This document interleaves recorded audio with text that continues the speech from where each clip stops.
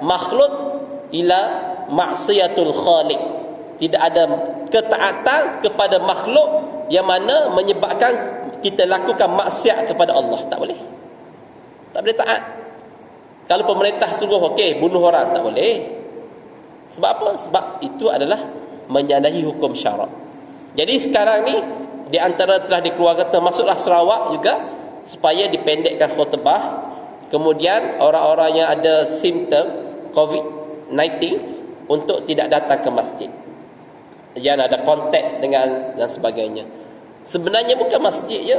Kalau zaman dulu-dulu di Kelantan lah, ada ditulis dalam Facebook Kelantan dulu-dulu, apabila datangnya wabak taun, ramai yang meninggal dunia di kampus Salor. Saya ada baca satu tulisan dalam FB tu, ni sejarah betul-betul berlaku. Di Salor tu berlaku wabak taun, ramai yang meninggal dunia. Ketika itu ada seorang tok guru, dia keliling kampung sambil berselawat, sambil berzikir, keliling kampung untuk pagar penyakit tu daripada masuk daripada kampung tu. Alhamdulillah, makin kurang makin tak ada. Jadi sesetengah pihak kata, kenapa kita perlu kosongkan masjid? Kenapa kita makin ramai tak ada ke masjid? Bagi orang yang tak suka datang masjid ni makin syok lah. Oh, Alhamdulillah, dah orang tak suruh kita pergi masjid, tak payah pergi masjid. Dah dia tu malas dah pergi masjid. Ni ada arahan pula. Oh, tak boleh ni, kena taat pada pemerintah ni. Sebab pemerintah dah keluarkan arahan yang mana sesiapa yang ada masalah ni untuk kemungkinan besar untuk dijangkiti virus, tak payah datang masjid. Dia sihat. Tapi orang tanya, kenapa tak pergi masjid? Tak boleh pergi ni, nanti kena COVID-19. Dia sihat je. Jadi alasan. Bukan saja. Jadi apabila benda ni berlaku, pihak pemerintah telah mengarahkan semaya Jumaat dipendekkan khutbah. Kemudian di negeri Perlis langsung tak buat semaya Jumaat. Ada tumazah. Adakah kita nak kata dia tu salah? Tak salah juga. Dia ada ijtihad dia. Termasuklah di Saudi pun sama. Ditutup Masjidil Haram. Semua orang tak boleh pergi. Di Kuwait tu masjid tak boleh pergi masjid. Orang azan, apabila azan tu ditukar kepada hendaklah kamu solat di rumah-rumah masing-masing. As-salat fi rahil bait ke macam itulah. Hendaklah kamu ditukar daripada hayya 'alas solah, kemudian ditukar, dan ada dalam kitab fiqh. Azan tu boleh ditukar daripada hayya 'alas solah, hendaklah kamu mengerjakan solat tu, ditukar kepada solatlah kamu di rumah-rumah kamu. Itu adalah kitab. Kita kata, pelik betul lah fatwa macam ni. Kalau kita banyak membaca, banyak belajar, kita tahu rupa-rupanya setiap fatwa, setiap hukum hakam yang dibuat tu ada sandaran daripada kitab-kitab ulama. Tapi bagi kita jarang-jarang dengar ni, kita kata pelik ni. Dah lah, orang dah malas datang masjid, kita paksa pula orang supaya tak payah datang masjid. Itu bagi pendapat kita lah. Tetapi ulama ada ijtihad dia, dan dia bukan sebarang nak keluarkan fatwa. Mana ada ulama nak suruh orang tak datang masjid? Tidak ada ulama. Jika dia seorang alim, tambah-tambah dia tu mufti, mufti ni di antara tugas dia imarah, di antaranya lah, banyak lagi. Di antaranya memikirkan macam mana nak imarahkan masjid dalam negeri yang dia tempat dia jadi mufti tu. Takkanlah seorang mufti nak halang orang datang ke masjid, sepatut tu bidang tugas dia untuk ramaikan. Tetapi sebab ada masalah, sebab ada musyaqqah, maka keluarlah fatwa, keluarlah ijtihad supaya jangan datang masjid, bimbang takut menularnya wabak virus ini. Dan pada sebulan lepas kita dah belajar di antara perkara-perkara yang boleh skip solat jemaah, ingat tak? Iaitu apabila seseorang tu mengetahui dirinya ada penyakit jangkit berjangkit seperti taun, seperti kusta, seperti sopak, sekarang ni seperti COVID-19, virus COVID, novel corona virus ni, Maka apabila dia telah dibagi tahu oleh doktor, memang dia disyaki ataupun memang dia ni ada virus ni pada badan dia, maka berdosa dia datang di masjid. Sebab apa? Sebab menyebabkan orang lain berlaku mudarrah, bahaya. Sebab dia seorang, satu masjid ni tersebar virus. Semua orang kena. Sebab seorang dia sahaja. Jadi tak dapat, tak boleh datang masjid. Walaupun begitu, kita yang sihat ni, yang tidak ada apa-apa simptom, tidak ada apa-apa, pergi cek doktor, doktor kata tak ada masalah kamu, doktor berkata tak perlu kuarantin, maka datanglah masjid, banyakkan berdoa. Sebab apa? Sebab virus ni sekarang ni pening kepala, seluruh dunia pening kepala. Sampai WHO isytiharkan virus COVID-19 ni sebagai virus pandemik. Pandemik ni maksudnya benda virus yang tersebar seluruh serata dunia. Susah nak dikawal. Jadi siapa yang boleh mengawal? Allahu Azza wa Jalla. Jadi virus ni daripada mana? Daripada Allah. Walaupun macam-macam kita kata konspirasi lah, daripada Wuhan nafasnya, daripada laboratori untuk senjata biologi Cina untuk menyerang sekian-sekian, untuk merosakkan ni di antara tanda-tanda dajjal lah, macam-macam. Itu memang betul, tapi segala benda ni kalau Allah tak izin tak jadi. Hatta mata kita nak berkelip pun kalau Tuhan tak izin tak jadi. Apatah lagi virus nak tersebar seluruh dunia ni.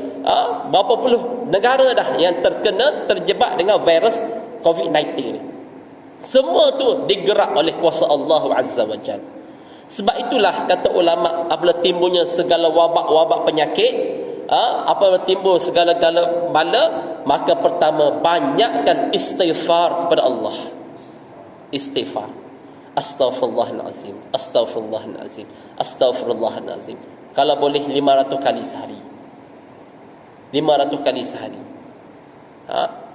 Kena sepatutnya pihak pemerintah bukan sahaja mengeluarkan arahan untuk menutup masjid bagi solat Jumaat, tetapi dia kena bagi juga arahan supaya orang Islam yang berada di rumah, yang tak datang masjid disebabkan wabak ini, maka perbanyakkanlah istighfar, at least paling kurang 500 kali. Buat surat siaran. Macam mana dia buat surat siaran penutupan masjid ataupun dikurangkan masa khutbah, kena buat juga macam tu.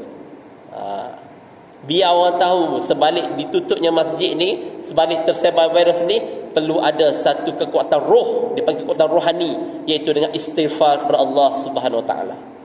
Sebab itu saja dapat untuk menghalang. Doktor pun tak boleh nak buat apa-apa. Hanya boleh pergi kuarantin, lepas kuarantin tu dah sihat, sembuh, lepas balik kat rumah. Lepas tu ada kes baru pula. Hari ni 200% naik. Hari ni kenaikan kes baru COVID-19 dah berapa? Dah 400 lebih dah hari ni. Bayangkan dah 200 lebih lah hari ni. 200% naik. Boleh tengok berita hari ni sahaja. Tengok wabak sekejap je nak menular. Jadi siapa yang menggerakkan? Allah. Untuk apa Allah Ta'ala gerakkan virus tu? Supaya kita ni ada peringatan bahawasanya kuasa Allah yang tu virus yang paling kecil, tak dapat dilihat malaikat dengan mikroskop.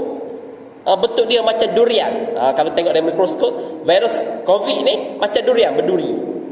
Macam tu lah. Kecil sangat. Tuhan tak hantar lagi gempa bumi. Tuhan tak hantar lagi macam zaman Abrahah, buruk ababil, bagi lempar batu api. Tuhan tak hantar lagi banjir besar macam Nabi Nuh. Itu benda yang paling kecil sekali. Virus yang nak tak nak kita kena guna mikroskop untuk melihat. Pun kita dah habis huru hara dah sekarang. Sanitizer, hand sanitizer, kat mana ada sekarang? Habis. Sold out. Nak pergi beli pun tak dapat. Saya pergi cari satu kucing, pergi Guardian tak ada, Watson tak ada, tak ada. Dia siap tulis lagi kat pintu di kertas A4, sanitizer, hand sanitizer dan juga mask, face mask tu. Face mask tak ada, habis. Habis. Pakai kain mutah. Sekarang baru nak pakai purdah bagi perempuan. Dulu duk hina, ni budaya Arab ni orang out of date lah. Sekarang ni baru yang lelaki pun pakai juga penutup muka. Baru tahu tu baru virus yang kecil Tuhan hantar. Tuhan tak hantar wabak-wabak lain lagi. Tuhan tak hantar nyamuk lagi. Namrud mati sebab apa? Sebab nyamuk je. Hebat tak hebat Namrud sampai bakar Nabi Ibrahim, sampai dapat harta paling banyak berapa ribu ekor unta, bawa kunci dia saja, kunci gudang-gudang harta dia. Last sekali Tuhan nak hina dia, masukkan nyamuk dalam telinga, boleh mati. Nyamuk seekor je, sedangkan harta dia lebih pada trilion. Tetapi Tuhan nak hina dia, mati disebabkan seekor nyamuk. Masya Allah. Kita hari ini mati disebabkan virus yang paling kecil. Tuhan tak hantar yang pelik-pelik lagi. Banyak lagi kalau Tuhan hantar. Tapi satu dunia heboh. Sehingga kan WHO, setiausaha WHO, dia nak isytiharkan perang besar-besaran dengan COVID-19 ni. Nak perang siapa? Nak perang siapa COVID-19? Nak perang dengan siapa? Kalau perang dengan China, perang dengan Amerika, ada senjata nuklear ke, ada senjata bom atom ke. Ni sekarang COVID-19, nak isytihar nak perang siapa? Berapa puluh negara dah yang kena COVID-19. Kita nak berperang dengan siapa? Nak hantar roket kat mana? Nak nak tembak siapa? Nak tembak siapa? Jadi nak tak nak, kita kena kembali pada Allah. Tu je cara dia. Kembali pada Allah. Kembali kepada Allah. Segala musibah, segala bala bencana, segala wabak yang tersebar, semuanya digerak dan diizinkan oleh Allah. Sebab itulah kalau orang yang tidak ada penyakit, datanglah masjid. Sekarang ni masjid kosong, semua kosong masjid. Apabila masjid kosong, jadi rahmat Allah tu kuranglah rahmat Allah. Mana-mana yang sihat, mana-mana yang tidak ada masalah, datang masjid, minta doa. Nak harap kepada orang yang sakit, dia kena karantin, nak macam mana dah. Tetapi kita kena ingat, kita dah baca sebelum ni, orang yang sakit sebelum ni dia sentiasa melazimi datang ke masjid, tetapi disebabkan dia kena COVID-19, kena karantin, doktor kata 14 hari tak boleh keluar rumah. Masjid tak boleh pergi mana-mana, tak boleh pergi, duduk kat rumah saja. Walaupun dia sembahyang solat kat rumah seorang diri, tetapi dia mendapat pahala berjamaah di masjid, sebab sebelum ini dia melazimi solat di masjid. Tengok Tuhan, rahmatnya Allah Ta'ala. Walaupun kita solat di rumah seorang-seorang 14 hari tak pernah datang masjid, tetapi sebelum ni kita setiap hari pergi masjid, Zuhur, Asar, Maghrib, Isyak, Subuh. Allah Ta'ala bagi walaupun satu pahala je sembahyang kat rumah, seperti 27 kali ganda di masjid juga. Jadi orang yang terkena COVID-19 tu tak payah rugilah, tak payah menyesal. Sedihnya tak dapat pergi masjid solat berjemaah. Tak payah. Sebab kita sebelum ni dah sembahyang masjid dah, Allah Ta'ala tetap tulis 27 kali ganda juga. Okey. Ada soalan tak setakat ni? Kita nak berhenti dah ni. Tak ada.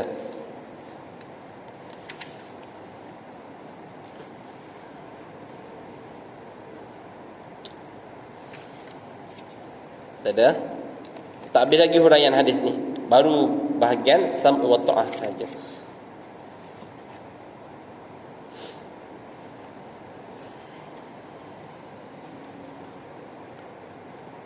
Okey, saya setakat ini saja. InsyaAllah kita akan sambung pada minggu hadapan pengajian kita. Semoga kita diberi taufik hidayah, dan kita doakan semoga Allah Ta'ala tolak segala bala-bala, wabak-wabak penyakit yang ada dalam negara kita, dalam keluarga kita, dalam kampung kita, dan dalam negeri kita, insyaAllah.